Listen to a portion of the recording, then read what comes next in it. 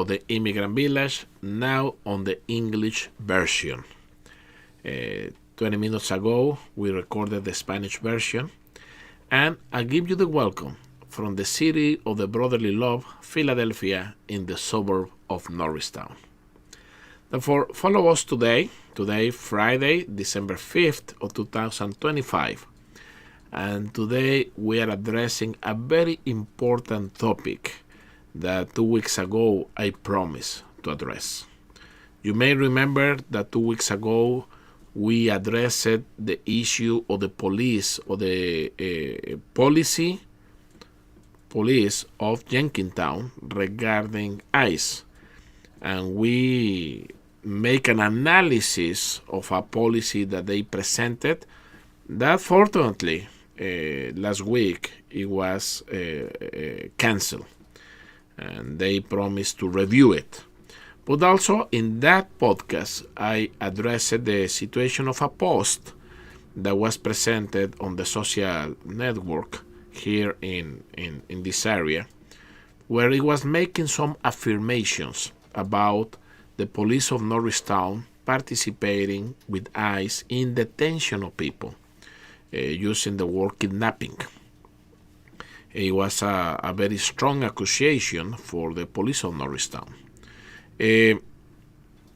As I mentioned 2 weeks ago, it's very important as social leaders to go to the source of the information and to get in touch with authorities to have clarification. Because not everything what it seems, it is. And it's our responsibility also as social leaders to go, to confirm, to talk directly with the authorities, and to get the source of information. Therefore, I promised you 2 weeks ago that I will be in contact, that I will try to get an appointment with Chief Michael Trail, the new appointed Chief of Police of Norristown since past August. And soon after Thanksgiving, I contact community liaison, Ms. Rosie Calderon, and I was able to get an appointment with Chief Trail. We had a very pleasant conversation past Tuesday. It was a 1 hour conversation where I brought to him 3 principal questions that I want to touch this afternoon. The first one, we talk about the general context of Norristown in terms of crime. The second was about the clarification if the police of Norristown has signed what is called the agreement of the 280G program that relates federal government, specifically ICE, with the local municipal police in the country under the Immigration and National Act. And the third question, it was about the neutrality of the police, body of police in Norristown regarding politics.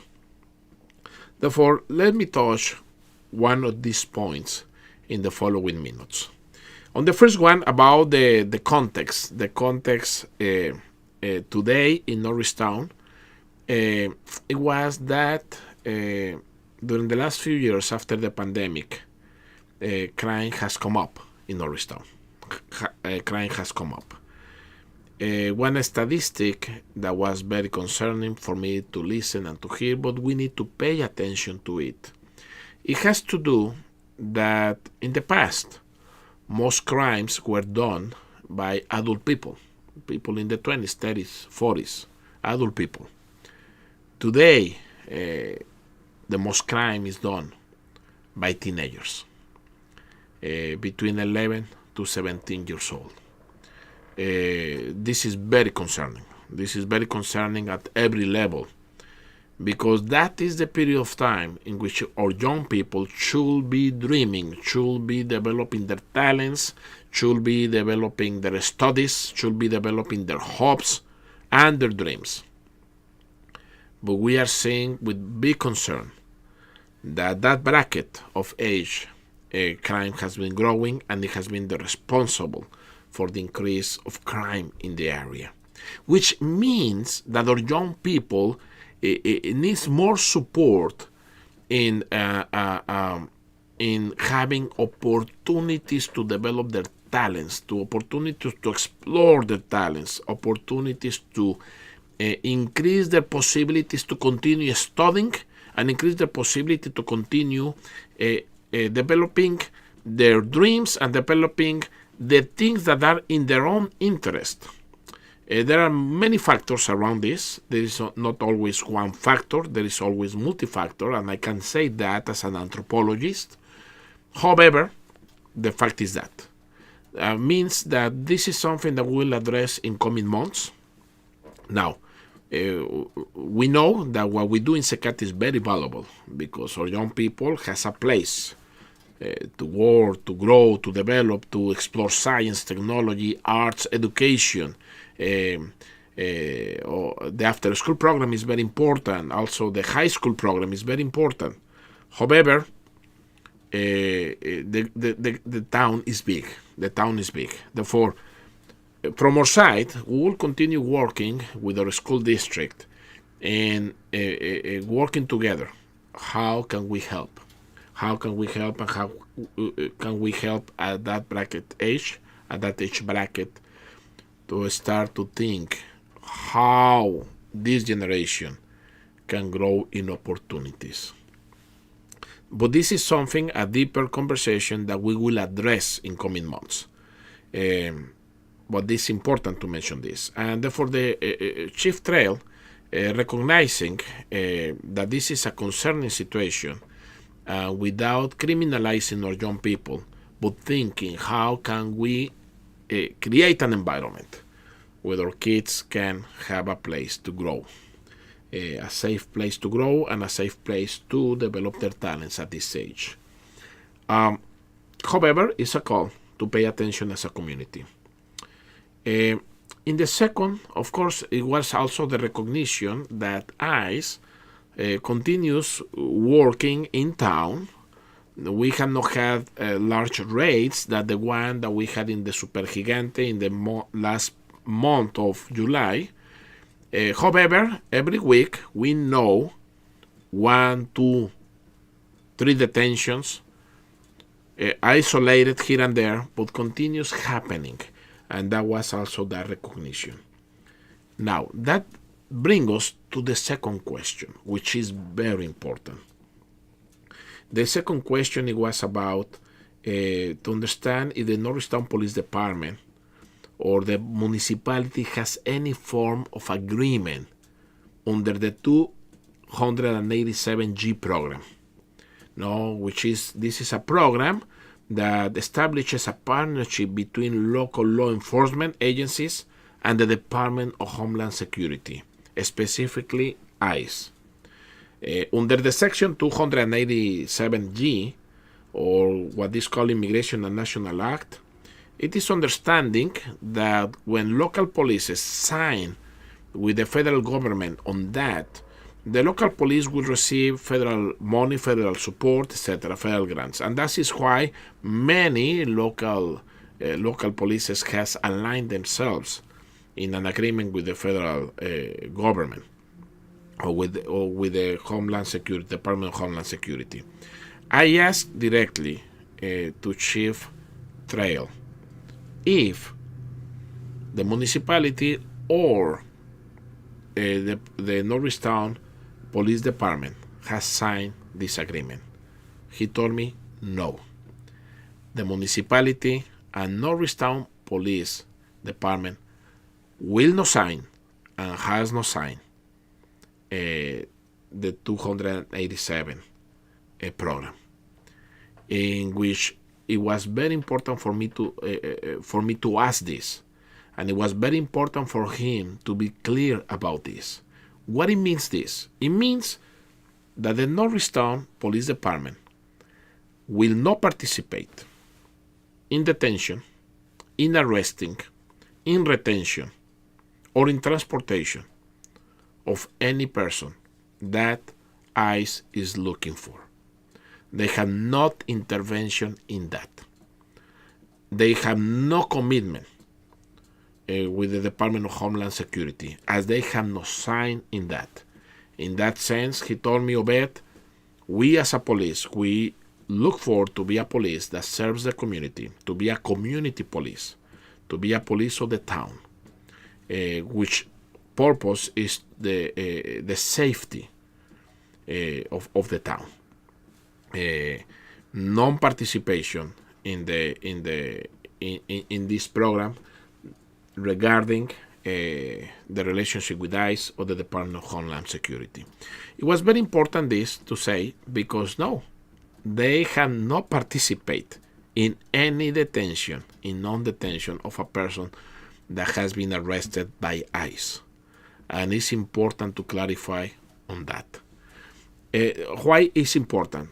Because when people believe that the local police has participated in that, then people fear to raise reports when they have suffered a crime. And it was a very important thing that they told me, Obed. It's very important to communicate that we are not participating. Why? Because crime is happening in town, and we need people to submit reports when they suffer or when they are victims of a crime. But we understand if they are afraid because they think that we are participating with ICE, that will prevent people to report, to raise a report, or to submit a report. It's very important that the community don't be afraid to submit a report.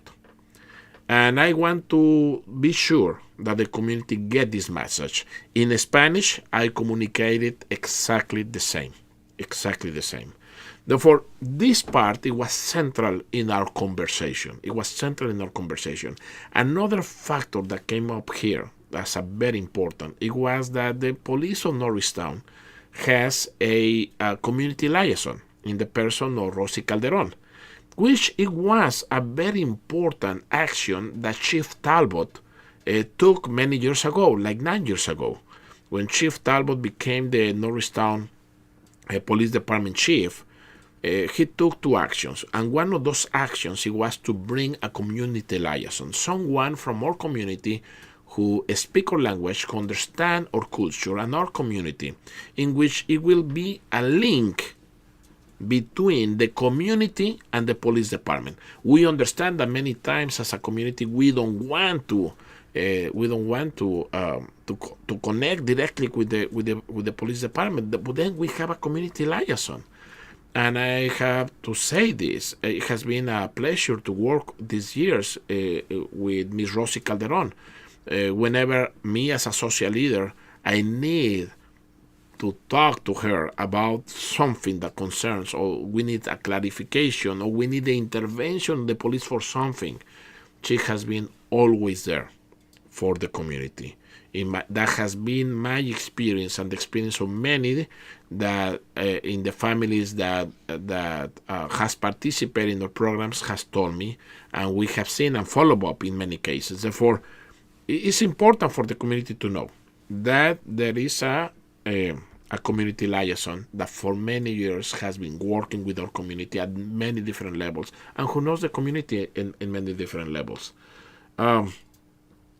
That brings me to the third question about the professional conduct and political neutrality of the Norristown Police Department. I remember that in 2008, 2012, the participation of the Norristown Police Department with ICE, it was always there. It was always there. When Chief Talbot, that was under Chief Bono, yeah. Forward, when Chief Talbot came to town, that changed. One of the things that he told to his police was, I don't care if you vote for this candidate or that candidate. I don't care if you are for this party or that party. When you are in the police department, you are for the people and for the community. Therefore, I don't want you to put your politics in the way how you serve. or in the way how you see people. While you are using this badge and you are on the Northern Police, I don't want your politics in that service. And if you don't obey that, and the people can report that you did not act that way, well, there will be consequences.